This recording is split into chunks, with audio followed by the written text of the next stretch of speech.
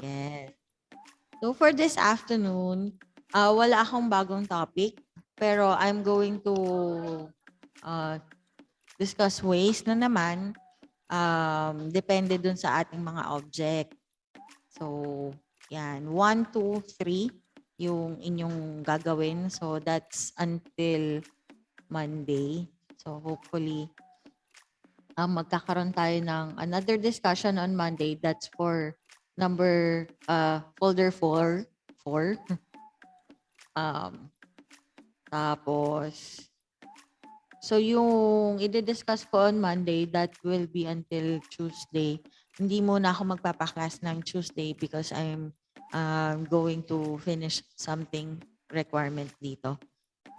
So yan, attendance na naman ng Tuesday. So as much as possible, gusto ko na may questions kayo or kung anong gusto nyo ipasample kasi gagawin ko. So doon kayo makakakuha kasi ng mga techniques na applicable or mas madali para sa inyo. So yan. So na ako ng so. Anyway, parang tatlo pa lang yung nagsasubmit or nakapag-submit ng kanilang mga plates. I've provided the feedbacks already. Kaya medyo konti lang yung parang naiisip kong magiging error. However, may i-discuss pa rin ako on techniques. Hindi ko lalahatin kasi dapat ma-practice nyo din ang inyong analyzation of those objects. So, yung mga sa tingin kong you need help na object, yun yung i-sample natin. So,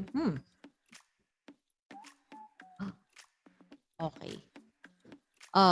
Naka-open yung 1, 2, and 3 ko. So, gagawin natin is we will create. So, ito yung wait. Ito yung for the first saan na ang aking cursor? Huwag kang magahang. Okay. So, dun sa first folder or sa first plates na binigay ko, ito yung bakit nagkaka-problema? Ito yung medyo error. So, ang perception, this one. So, ito, this object, buta siya hanggang dulo. Ayan. Aha. Ito na lang. Sige, ito na lang gawin ko. Tingnan natin other object. Why is this lagging? Wait. May nag-update ba? Wala naman. Bakit naglalag? Okay. So, dito na lang ako sa gilid gagawa. As if I have additional information, siguro isisingit ko na lang while I'm doing this. Here, as you analyze or as I analyze this object, pwede ko siyang gawin sa XY plane, itong part na to. Hindi ko sisimulan dito sa parang uka niya or smaller square or smaller cube. Dito ko na siya, itong base na to ang gagawin ko. So, pwedeng ang mangyari, I will create a rectangle with 6 by 6 ang dimension. So, yan. Sa gilid. D or dimension, 6, 6. Yan. So, medyo maliit lang siya. And then, yung buta sa gitna, that's 2 by 2. Pwede ko naman din siyang pa-create here. So, yan. Another rect. 2 by 2. Then, I'm going to create a reference line para kung saan ko siya ilalapat. here. So, I'm going to move this dun sa gitna. Tada! Then, delete the reference line. Dahil ito na yung object natin, mas magandang i-press pull na lang kasi pwedeng gamitin yung extrude. So, let's copy this para meron kayong base or sample for the technique. So, if you're going to extrude this, two objects sa height na 1, kasi ito yung kapal niyan. 1. What you can see, because I'm using X-ray, the two objects are located in the same location. Itong part na to, lalo na yung smaller object, nasa loob siya nung bigger plate or bigger object natin. So what you can do is you subtract. So first object, original object, enter spacebar, select the second object, yung itatanggal, then spacebar, na butas na siya. So kung magpe-press pull ka,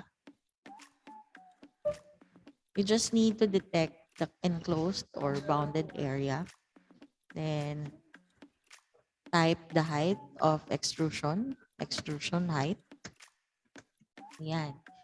You created the same object with two strategies. So, hindi ko sinasabi na you can't use extrude and subtract. You can. Pero kung ang pag-uusapan natin is yung bilis, yung time consumed, so dito, pareho kang gumawa nung rectangle or nung square, dalawang square, pero nag-extrude ka muna. Extrude, una. Then, subtract.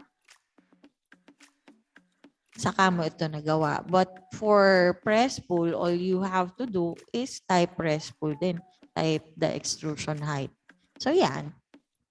Again, it's up to you what you use. Binibigyan ko lang kayo ng option. So, to create your strategy ngaya. So, here, I will create another reference line kasi yun yung pagbabasehan natin. Then, dito po, I need to create again, this is 4 by 4. So, rectang ka ulit. Or recti, 4, click line. Here, reference line. I'm going to move this inside or dito sa ating. Kung nahihirapan kang ma-detect because may midpoint and may endpoint dito sa location na to, you can orbit para mas ma-pinpoint mo yung kinukuha mong object snap. So I need the midpoint here. Then now you can or I can use press pull again. So in closed area, the height of this is 3. Kasi ito yan 3.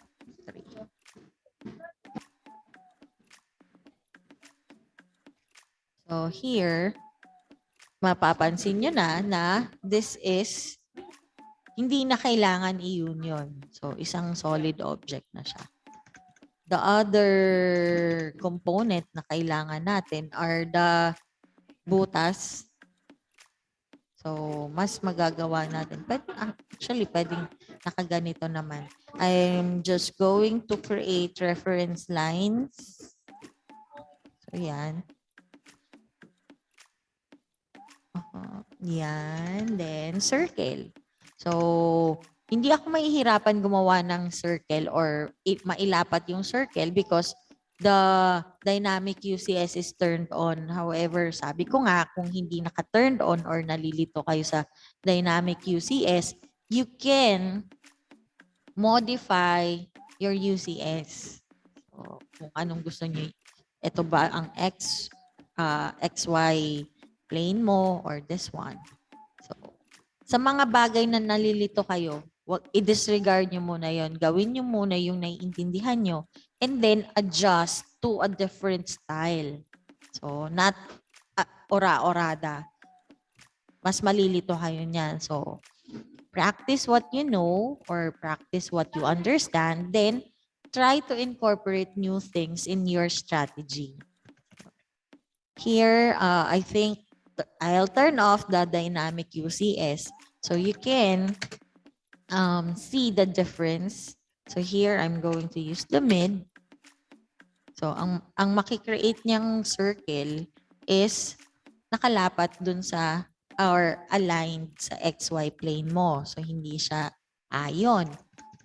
That is why I'm going to modify my UCS. I can use face. So, kukunin ko yung face nito or 3P, 3 points. Face na lang. Yan. Then, after this is highlighted, you can check or you can click accept or kung change pa kayo. So, yan, accept.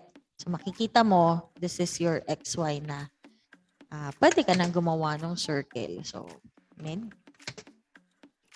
Yan. The diameter radius is 0.5. Okay. So, that's not a problem. For here naman, I will return this to the original UCS. So, UCS space W for world. Yan, bumalik siya sa original state niya. I will turn on the dynamic UCS. So, dito, hindi ako mag-change or mag-modify ng XY, no? So, circle na agad. Then, makikita mo na highlight yung face ng gilid. Then, I'll use MID to detect the midpoint. And 0.5. Okay. So, yan na. You have 2 different strategies. Practice. I will delete my reference line para hindi ako mahirapan. Erase. Next, you can extrude or use press pull. So the other one, I will extrude this one, circle, enter. Then papasobrahan ko na lang. Sige. I'll pan this. Medyo nagkakaproblema yung scroll ko. Kaya nagkakaganyan. So, for this one, para mabutas siya, so, ito ay hidden natin. No?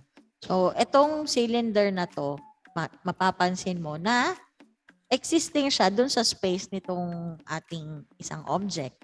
Ito siya, oh. So, hindi pa siya butas. That's why you need to use subtract. Select this, enter, select now the cylinder, enter. So, butas na siya. Wala na dito.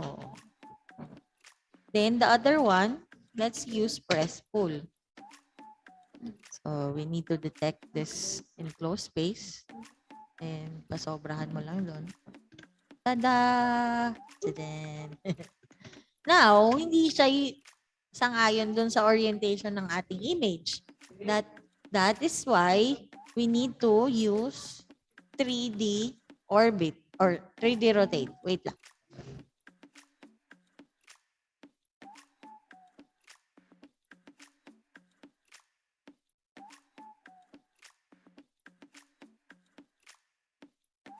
Zari. Kinausap lang ako. Anyway, so yan, 3D rotate. So, 3D RO. Enter. So, the orientation or yung axis na pag-iikutan natin is the red axis. O, pwede rin naman ito. Pero kung iaayon natin sa itsura ng ating object, dito sa given. So, dito tayo sa red. Then, turn on your ortho. Straight up. Then, yan na. Dahil may part tayong ginamitan ng press pull, may residue siya, yung residual lines natin. So, what we need is we move the object to a place na yan. So, makikita mo, yan yung leveling ng mga reference lines mo. So, you can delete this after you created your object para hindi makadagdag sa file size. So, ayan. Okay na yan. Tadaan! Yan. You can zoom to a certain location by typing Z or shortcut for zoom, enter. Then, select mo yung object na gusto mong i-zoom. Okay. So, that's it. Let's change the visual style to X-ray. So, yan. Okay ba? What else? For the first set of plates, I think super dali lang talaga niya. So, kailangan i-practice lang yung commands dito. Basic commands. Press, pull, or extrude. Subtract. If you want to use intersect, pwede rin. Yan.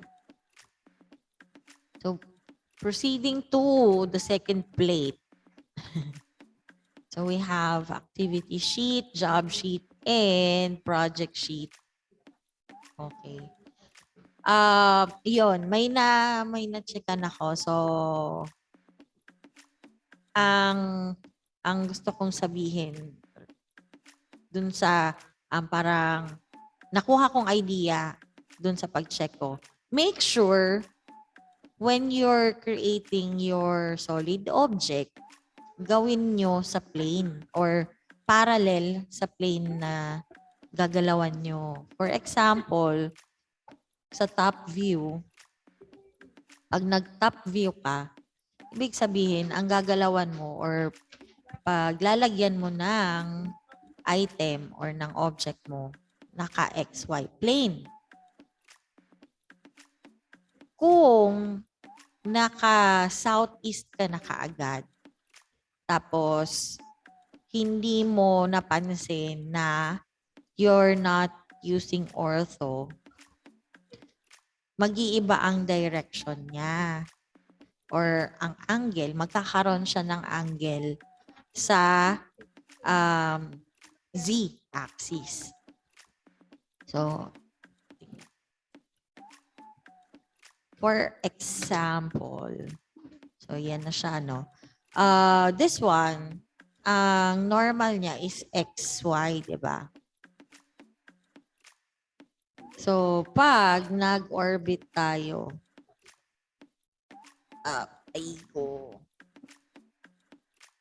hindi niya sinasabi na si XY, yung sa origin na XY plane, nandiyan dyan, itong part na to or itong drawing na to. But, parallel siya dyan. Kung i-connect mo siya sa isang object na nasa ilalim, magkakaroon siya ng angle. Diba? Kung ano ka ba? Yan. Ito. So, yan. Copy. Hindi mo napansin na this object ibang ito. Move.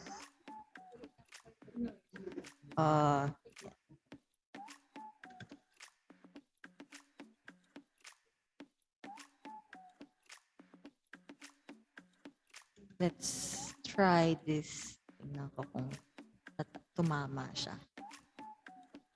Yan.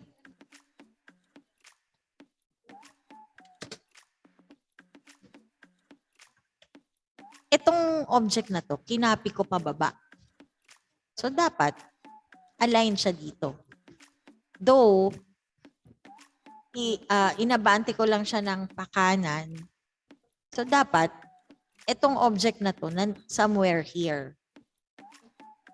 Pero, hindi nga ako sure dahil hindi naman naka-turn on kanina yung, or nagte-turn on, turn off ako ng ortho. Napunta siya dito. Okay?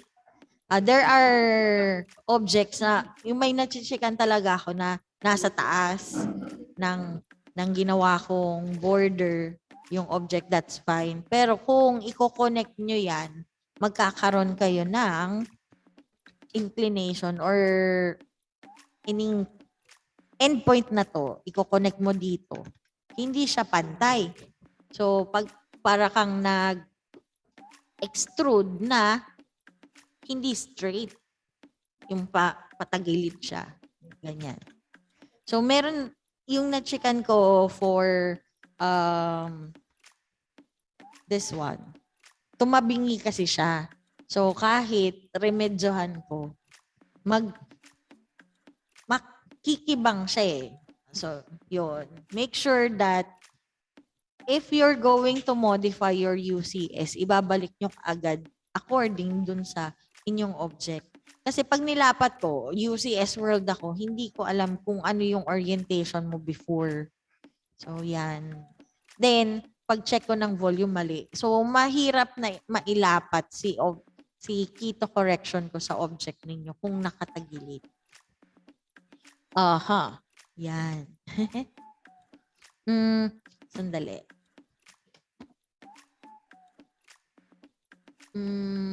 Hanap ako ng isang sample na wala dun sa plate para lang makita niyo kung paano pwedeng gawin. So, kukuha ako sa baul. Wait, hanap tayo maganda.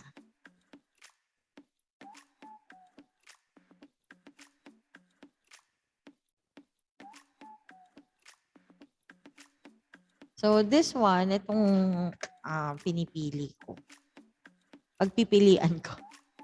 This is parang binigay ko dun sa first module 3 class ko kasi masyadong mabilis ang paggawa nila. So, nakulangan na sila ng gagawin. I added this one. Extra work. Okay. Ta-da! I'll screenshot this tapos I'll paste it here para may gagayahan tayo. Oops. Ta-da! Nakita. Lugod.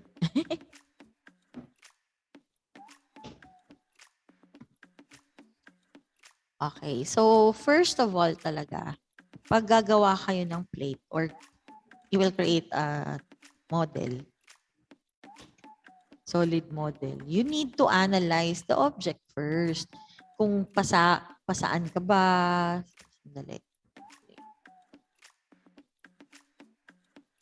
Okay, so we now have this one. Okay, so wala siyang identifier kung ano yung top. Pero usually mga 99% ang nasa taas is your top view. Then, this one, depende na rin. This is your left side. This is your right side. Kung itong top view natin, ni-rotate mo. So, ito mapupunta dito. Ito mangyayari, left pa rin siya. Ito yung right side mo. Ito yung ma-align here. So, sige. Let's analyze. So, sa top view, meron ka rectangle.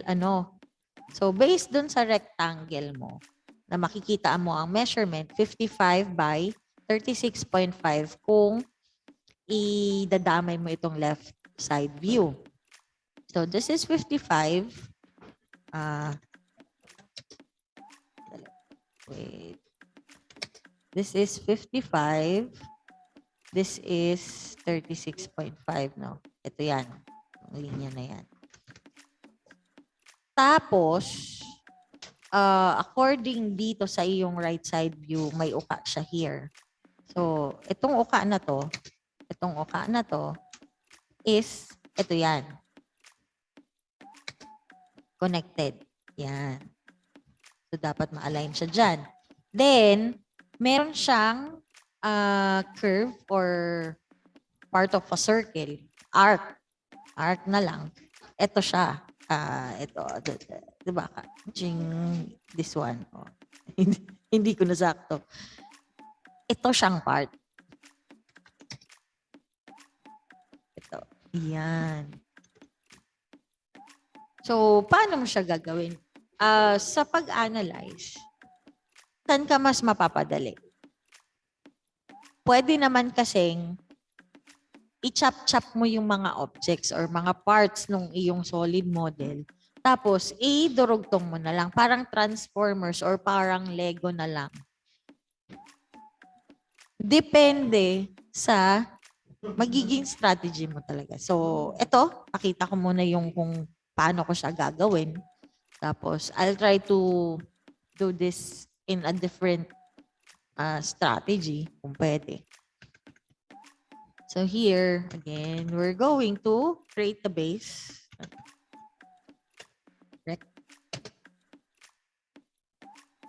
Nakatap ako, no? So this is the 55 by 36.5. Yan. Then, i-orbit ko lang para i-align. Sandali. Dapat dito pala. Kasi this is your left side, this is your right side. Ito yung babasihan ko. Okay? Zoom. Pan. Okay. So, the height of this is 35. So, ayoko ng residue. I-extrude ko. So, height is 35. Okay. Next.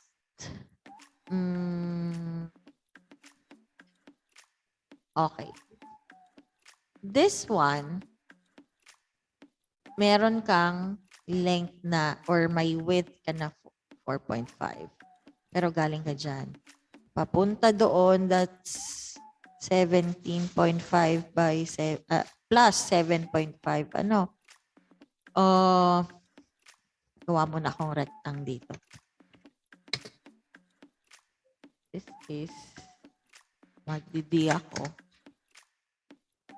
17.5 plus 7.5, 25 by 36.5. Tama ba? Tama. Next, this line, this polyline, I'll explode. Tapos, line offset 7.5. Papunta dyan. Ay, tapos, ito, offset 4.5. So, yan. Ititrim ko ngayon yung excess line na hindi ko kailangan. Ito. Dadan. So, etong part daw na to, pwede mo tong matanggal. So, umaya na. Then, base dito sa ating left side view, kailangan ko naman ng 9 here. Dito. Line. Create a line. Yes. Dahil naka-ortho ako 9. Yes. Dito ko lang. Para alam ko nandiyan siya. We need to have a curve or a circle. We need to create a circle na may 25.5 na radius na dadaan dito sa point na to at saka dito. So, hindi ka pwedeng circle kasi hindi mo naman alam mo yung center niya. Or pwede kang circle pero you're going to use 2 points. Depende. Or pwede ka naman mag-arc. Arc. Ano pa yung mga ano ng arc? Start, center, or start and radius. So, yan. Pwede rin. Wala kang ano eh. Wala kang center nga eh. So, most probable or pinaka mas madaling gamitin is start and radius. 3 point, nasan yung third point mo? So, yan. Let's try to use start and radius. Start. Nakaano naman ako, di ba? Yan. Start. This is my end. Tapos, ang radius natin, 25.5. Yan. Diba? Meron na tayong curve. We're going to use press pull. Or, what if ayaw mo ng press pull? Sabi ko, madami, hindi ako masyadong naniniwala sa press pull. Ang gusto ko is extrude. So, paano mo magagamit yung extrude dito sa situation na to? Pag in-extrude mo ang isang line or isang component, ang mangyayari sa kanya surface, di ba? Surface extrusion. So, kung plano mo talagang gumamit ng extrude, i-enclose mo siya. So, we have the arc now. Tapos, create tayo ng line. Yan. We will region this. Reg. Arc. Line. Up, not that line. Itong line na to. So, ulit. Reg. Make sure that you select the correct line. So, ito, line. Then, another one. This one. Once selected, enter. So, dapat may one region created ka. Dali, taas natin. One loop extracted, one region created. So, ito na siya. Let's have conceptual, hindi. X-ray. Color green kasi. Now, pwede na natin itong yung naka-region, pwede na natin i-extrude. So, EXT. Saan mo siya i-extrude?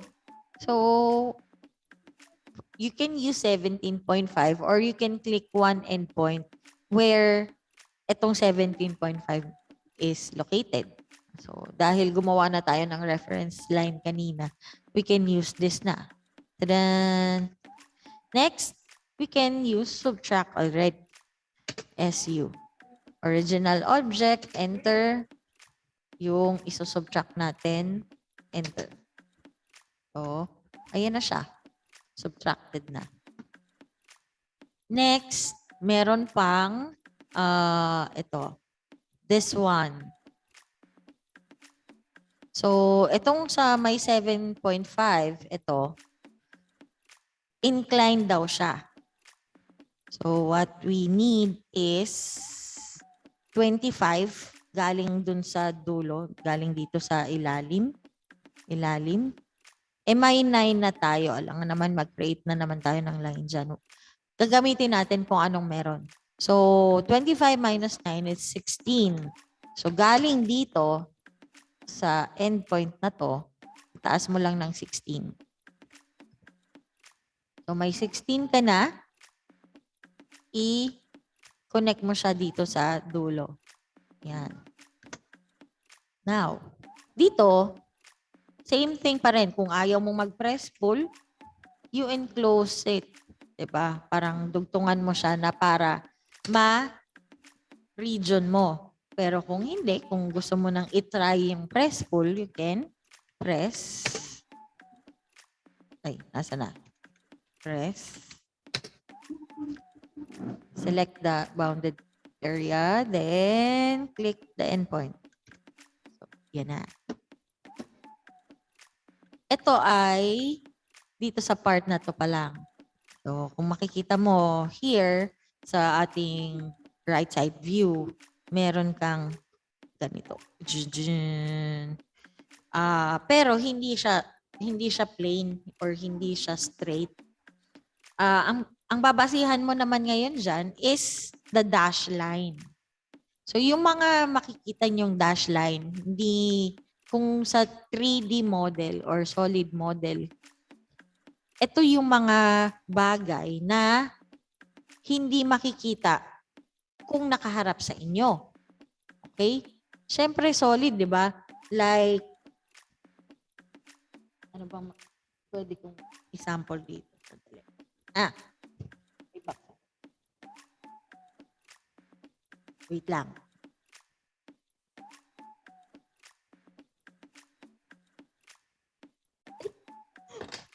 Sige. Ito na lang. Okay, guys. So, ito, sabihin natin wala siyang kulay, di ba? May kulay pero black. Kasi see-through siya ngayon. Ito, butas siya. May labot siya sa laog where you can put your things or put candies, put anything. So, kung naka-black ang color nito, pag tiningnan mo here, hindi mo makikita sa loob na butas pala siya or hollow siya sa loob. 'Di ba? Kung sa orthographic mo yan i-project, kailangan mong maglagay ng dash line. So, meaning, there is a butas inside. Not necessarily the one you are seeing sa mata mo. Now na. 'Di ba? So, yun yung parang rule doon. Hindi mo madidetect or hindi mo madidetermine dito sa face na to na nasaan tong dash line na to or yung space or yung uka. Magbabase ka nito sa ibang orthographic view. So, based dito sa ating orthographic view, makikita mo na itong uka na to, ito siya, nandito siya sa right side. So, coming from the top, papunta dyan sa ilalim. Dyan, may height na 6. Pero before we can do that, kailangan natin lagyan muna ito ng butas. Kasi once na ma-slice mo siyang paganyan, may hirapan kang gawin itong part na to unless kunin mo sa ilalim. Okay? Dali. So, i-orbit muna uli natin. Dito naman ako sa side na to. So, ang gagawin ko is itong square or rectangle na to. I need ilan to? Galing dito. That is ito tayo mag-base. Up. That is galing ka doon. Pataas 9.5. Then papunta dito 6.5. Okay, bakit yan ang ginamit ko? So para I can use rectang na. Ito yung base point natin. Then nasan yung x? So distance is 9.5 by 7.5. Op. Wrong. So, rect ulit. So, dapat na una si 7.5 by 9.5. Okay. So, let's see kung tama ba. Oh, okay na. Okay. Then, ito na naman ang dilemma. Anong gagamitin nyo? Extrude or press pull? So, pwedeng extrude, pwedeng press pull. Pero pag nag-extrude ka, ang sunod na command ka yan is subtract, SU. Butas na siya. After natin mabutasan, pwede na natin gawin itong uka na to, itong inclined. So, after orbit na naman. Medyo may problema talaga yung scroll ko eh. So, kailangan ko ng 6 pataas hali sa corner na yan. So, line. Straight up, 6. Then, I will connect that dito sa endpoint na to, sa corner. Then, the next thing to do is press pull. So, mas magandang press pull ini. Or pwede na naman again, kung gagamit kayo ng extrude, kailangan enclosed yan, then i-region nyo muna. Pero sabi ko nga, press pull. Mas madali. Then, punta ka dito sa dulo. This is your reference point. Tada! Tada! Okay. Hindi pa tapos. Meron pa tayo yung itong part. So, sa akin, pupunta na naman ako dito sa likod. Then, sandali. Punta ako sa likod. Gagawa na naman ako ng reference box. So, rec uli. Dito. Up. Kailangan ko. Ito ang aking reference. So, pwede ako gawin ko muna somewhere here. Click ko na lang yan. Then, the length mo, or length is 11. Depth is 8.5. Wrong na naman. So, yan. At least, we will determine 8.5 by 11. Oh, tama, di ba? O, 11 by 8.5.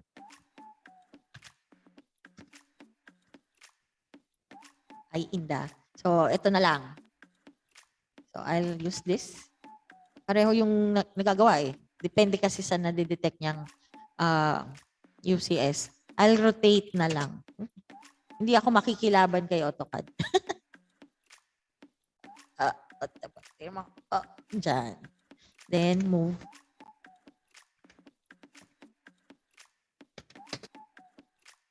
This one. Then, connect ko dito.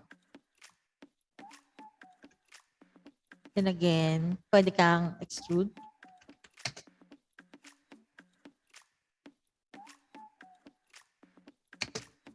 Sobrahan mo. Then, use subtract. Paano siya? So, this is your finished product. Move. Yan. So, baguhin natin ng color. Gray. Erase the excess lines or your reference line. So, yan na. Pwede mong i-observe yung makikita mo sa top. So, this one, ang top niya kasi, pag ganun. So, you can rotate this according to our object. Up. So, yan na. Pareho.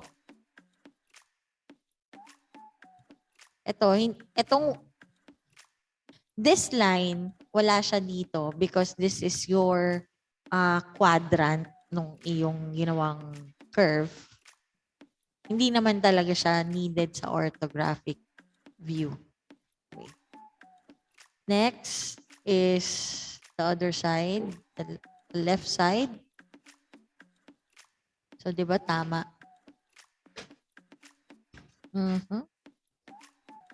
Yan. Right. And for this side, madaming kakompetensya. Sandali. Hanapin natin. Nasaan ba to? itaas natin. Pag ganito ang nangyari, ang solusyon, ay, ayun pala siya eh. Then, minsan, ang solusyon, iangat mo para hindi makasagabals. So, yan. O, tama. Tama naman. So, that is one sample. Okay. Ano pa? Okay.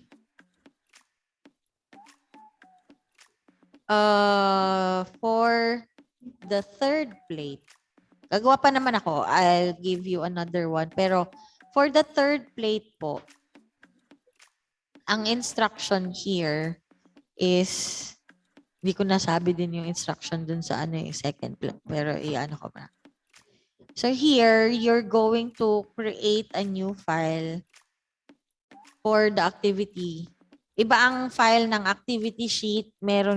Merong tatlo sa activity sheet na object. Meron din sa job sheet, tatlong object. Tapos sa project sheet, 3, 6, ay, dalawa lang yata. Tatlo sa activity sheet na object, dalawa sa job sheet, tatlo sa project sheet. So tatlong file din yan, kayo ang gagawa. So what I need there is the solid model only ng tatlong object na given. Then, i-encode nyo yung volume sa isang sheet or sa isang text or notepad lang. So, hindi sa activity sheet to a notepad. No. Isang notepad, yung lahat na ng volume, activity, project, and job sheet ang nandoon. Okay? So, after you created the object, check for the volume. Ilagay nyo kaagad dun sa notepad na summary. So, this is the file format or file name format. Your last name. Wala naman magkapatid sa inyo, so that's fine. Yung last name yun na lang lagay. Last name, then activity sheet, BAC, tapos number 3. So that's for the third plate. Wala nang 3.1, 3.2, 3.3. Yung 3 lang. What you need to send me is the activity sheet file or job sheet, project sheet, and also the summary, yung text file, yung notepad. So yan po. Para mas madali din yung pag-check. So this is good for this weekend. Dali, may kumagat. This is good for the weekend para ma-practice ninyo. So, nagva-vary dito yung difficulty. May easy dito. May semi-easy. Tapos medyo may challenging, very challenging. So, again, it's up to your process or paano nyo ma-analyze yung object. And hindi ko din sinasabi na pag isang solid object, hindi mo siya pwedeng chap-chapin. You can. Mas maganda nga yun eh. Kung alam mo na itong part ng object mo is solid, parang kantuhan lang, gawin mo siyang separate. Tapos saka mo i-alter yung iba-ibang parts. Okay. Then saka mo na lang i-combine. Lego, kung ganyan. So, ito, you have 3 items for the activity sheet. So, provided naman yung top, left, and right side. Okay. This uses angles. So, again, you can modify your UCS. Ito rin. Hindi ko muna sasabihin or hindi ako magpapasample dito sa third plate. Baka Monday kung makapag-submit na kayo ng output here para at least alam ko naman na nag-iisip mo na kayo ng paraan. Tapos pag hindi na kaya, hindi na kaya, saka ako magsi-step in. So, I know I'm your instructor, pero it doesn't mean na asa na lang kayo sa kung anong ibibigay ko. I need your output too. Kung ano yung process nyo para mabigyan natin ng feedback. Maayos natin, maremedyohan natin yung nagawa nyong mali. So, ganyan. So, ito yung medyo challenging part to imagine what this looks like. Pero, maganda. Ano pa, I use this or simula pa nung naging instructor ako, ito yung hindi to natatanggal sa module ko because iba-iba yung nagiging interpretation. So, magandang part to challenge your mind. Yan. This one, for those who undergone the BA007, yung hindi intermediate, yung isometric class or isometric module, nandito ito part. So, very familiar na sa inyo ito. Pero ang gagawin nyo lang dito is solid model. Yan, yun din. Also this one. So, if ever, dun sa mga bago dito sa 009, BA009, kung mag-take kayo noong Module 2 next year, may encounter nyo din ito. Pero, iba na yung gagawin nyo, not the solid model. Not the solid model, but the isometric projection. Saka yung orthographic. So, yan. So, the Toblerone is saying hi dun sa mga nag-007. Tapos yung nag-assessment na may error. Anyway, so yan. Next. Sige, let's proceed to my last parang sample para at least magawa nyo na or ma-practice ninyo. I will hanap ako ng isa dito sa aking baul.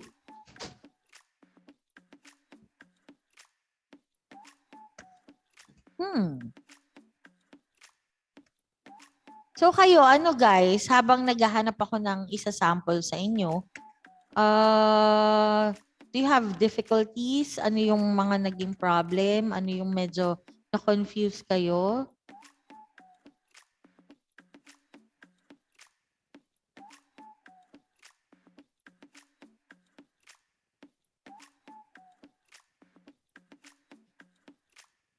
Please do share, para at least maliwanagan.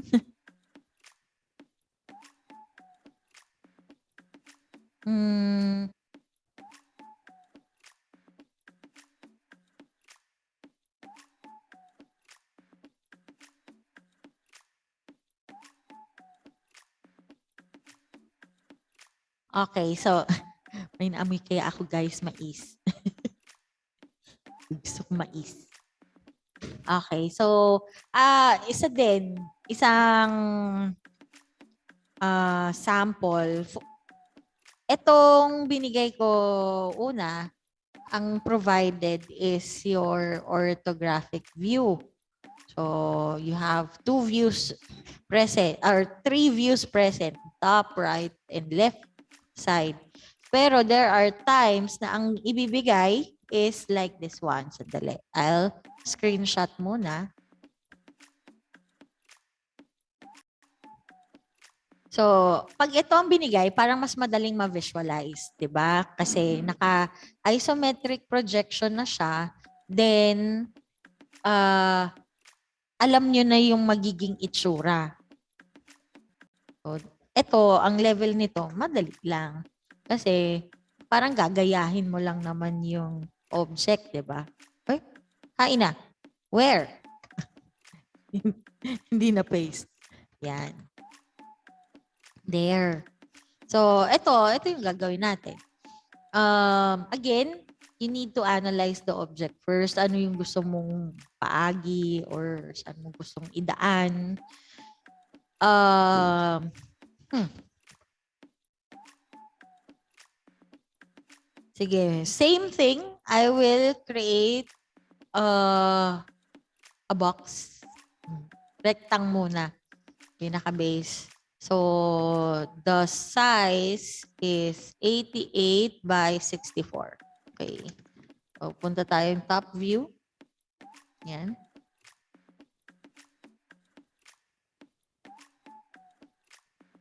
Zoom in. So, rectang here. Dimension 88 by 64. Yan. Tadaan. You can orbit or you can use southeast. Pero gusto ko, yan na, para medyo hibang. Next, I'm going to extrude this. O yan. Binuo ko yung word. Extrude. Then click. 75 is the height. Yan.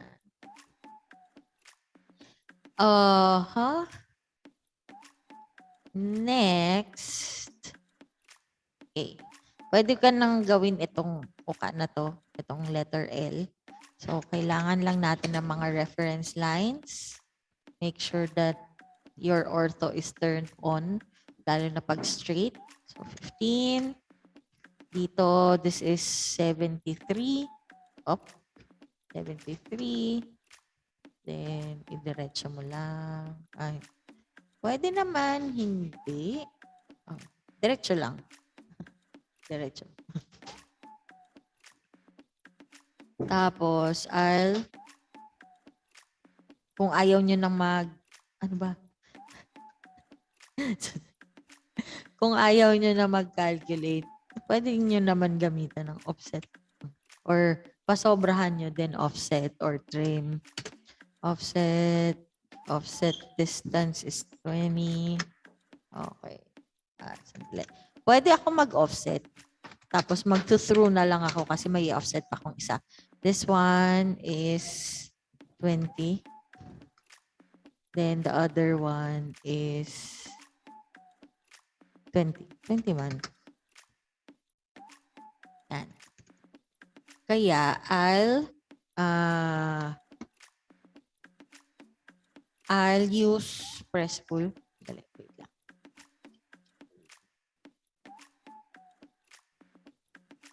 May PM. Wait. Slow.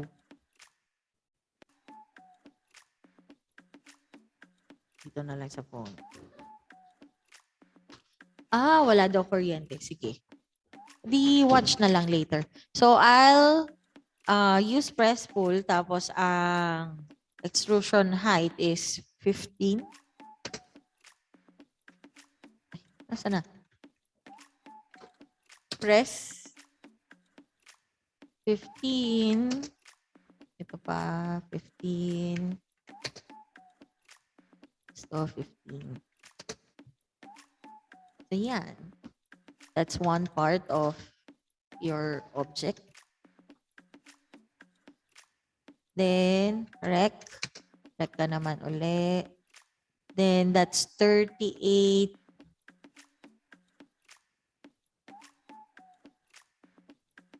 51 minus 64. 64 minus 51. 13? 13.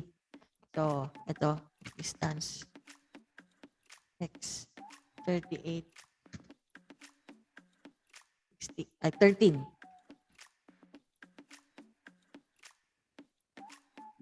Okay. Then, I'll extrude this hanggang, kung may 75 ka dyan, 20 to 55. So, press pull.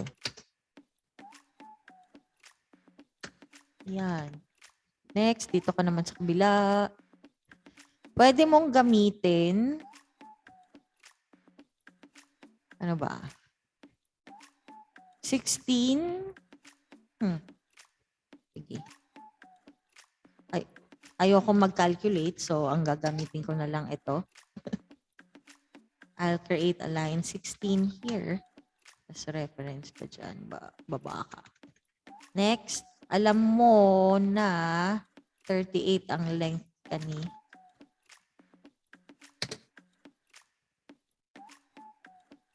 Up. Hindi. Ito na lang. Tataas na lang ako ng 38. Tapos, pasobrahan ko. So, hindi na ako nag-calculate kung ilan to. 64 minus 16. Press. Tapos, press. This one, ang ipipress natin ng 25. So, yan. Madaming mga sami. Don't worry. I-move mo lang tong object na to. Then, you can delete the sami part. So, that's your object. Diba? At least may reference ka na isometric view kung saan makikita mo na tama. Kung tama ang object mo. So, gayahin natin ng color pink. Ay! Masyado matingkad. O yan. Diba? Tama. So, yan. Okay, guys. Question.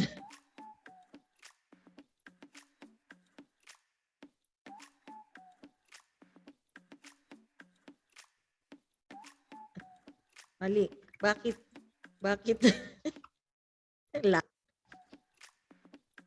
Anyway, so question guys, before I end the session.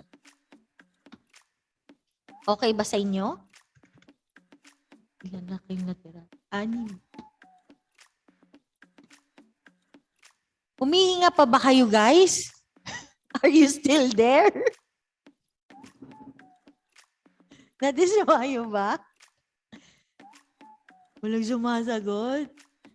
Yun. Naglo-load pa, ma'am. Ay, naglo-load. Okay. So, yan. Practice lang. There are lots of sample images sa YouTube na hindi akong gumawa or mga objects sa Google. You can use that to practice. So, madami pa akong pwedeng mabigay. Pero depende, hindi ko kayo, kung madami na akong binigay ngayon, hindi ko muna yan dadagdagan kung hindi nyo pa natatapos. Though etong dalawang binigay kong hindi kasama sa module, this will be a form of reference para at least may pwede kayong pagbasihan dun sa mga gagawin ninyo. Okay? Hindi ko naman 'to ipapagawa mismo. So yan, maikli lang ang ang session natin because gusto ko i-practice nyo na siya. At least nagbigay na ako ng mga process or techniques na pwede nyo magamit. You incorporate that sa mga plates nyo or try to practice or try to incorporate the techniques I've shared sa inyo, sa proseso ninyo. Okay? So, yan po. Thank you so much sa pagtsatsaga, sa hindi pagbitaw, sa inyong pag-attend. So, I hope you learned something today. I hope you use what you learned. I hope also that you try to share it with others para at least kung naiintindihan nyo talaga siya, masishare nyo siya. Okay? Then, yan. Good luck sa inyong mga plates. I will bring my laptop ngayong weekend. So, if you send your files ngayong weekend, mache-checkan ko naman siya. So, again, thank you so much, guys. Don't forget to sign the attendance form. Okay? Yan. Happy weekend, guys. I'll end the session here. Thank you so much. Saranghe. Thank you, ma'am. Bye-bye. Iyan pa. 안녕. 감사합니다.